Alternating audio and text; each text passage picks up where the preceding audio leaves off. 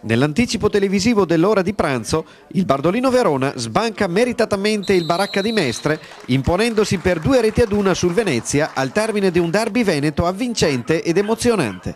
Mister Longega deve rinunciare alle infortunate di Criscio e Gandini, ma a sorpresa schiera dal primo minuto bomber Gabbiadini al 30% delle sue potenzialità, ma capace pur sempre di intimorire la difesa avversaria.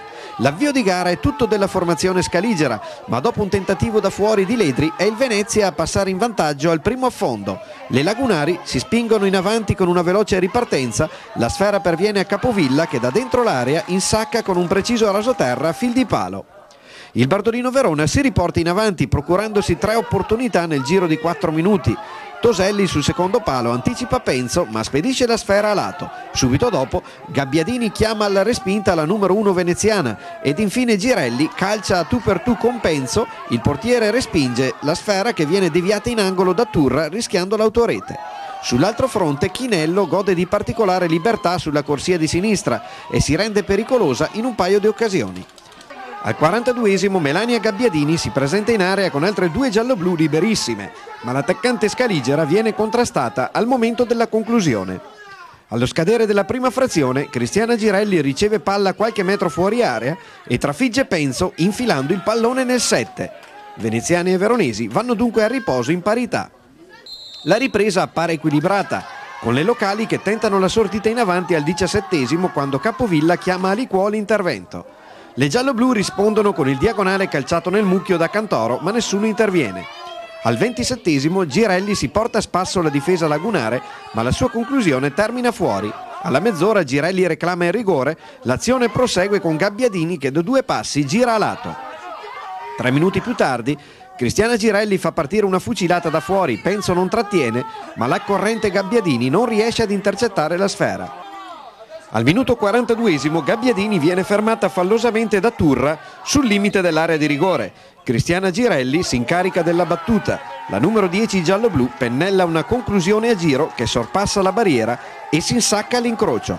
Le gialloblu gestiscono i minuti di recupero e al triplice fischio finale possono finalmente esultare per una vittoria legittimata dal gioco e da 2 perle di rara bellezza. Ora la lunga sosta per lo spareggio mondiale della nazionale azzurra potrà permettere al Bardolino Verona il recupero delle infortunate ed il tesseramento delle 2 svedesi in attesa del transfer internazionale. Questi 3 punti servivano, una bella vittoria in trasferta contro una buona squadra, direi che tutto sommato ci voleva veramente. Una vittoria che anche se è arrivata in zona Cesarini obiettivamente insomma ci sta tutta per quello che si è visto in campo. Sì, noi abbiamo avuto più occasioni anche se la partita è stata molto combattuta, soprattutto nel primo tempo avevamo fatto bene, poi come spesso ci accade al primo tiro in porta siamo andati sotto, siamo stati bravi a reagire e anche a vincere, direi un bravo alle ragazze, una partita di carattere. Una grandissima Girelli ma una Gabbiadini che anche al 30% si fa sentire.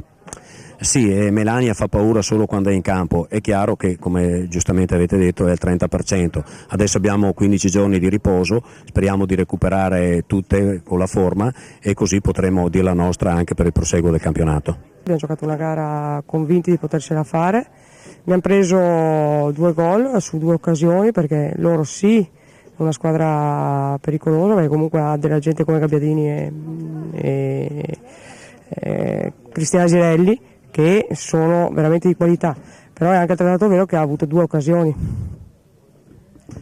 Quale sarà il cammino del Venezia da domani? Ma il cammino del Venezia è quello di ieri, che è quello di voler salvarsi il prima possibile.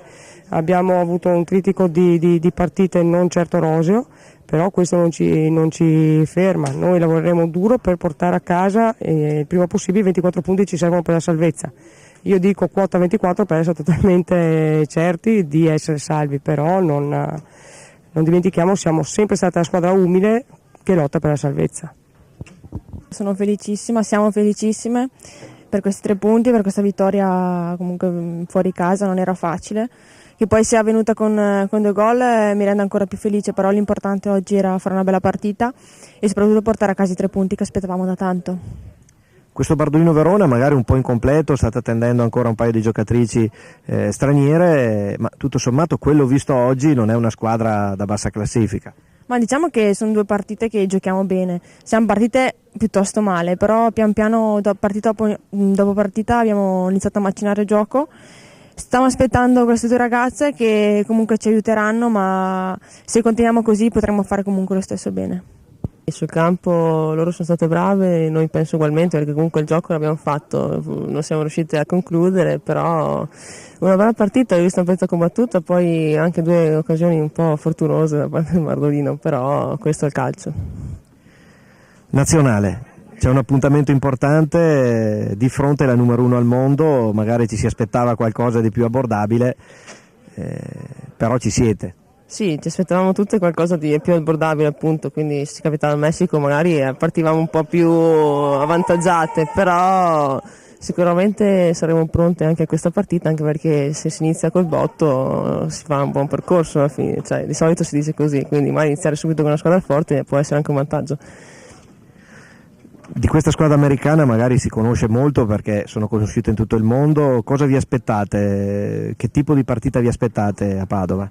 Penso una partita molto fisica, perché il calcio americano è famoso per essere molto fisico in confronto con quello europeo, quindi sicuramente combattuta a livello fisico, speriamo di riuscire a giocare meglio a livello tecnico, palla giocata a terra, quindi magari riuscire a portarci a casa un buon risultato.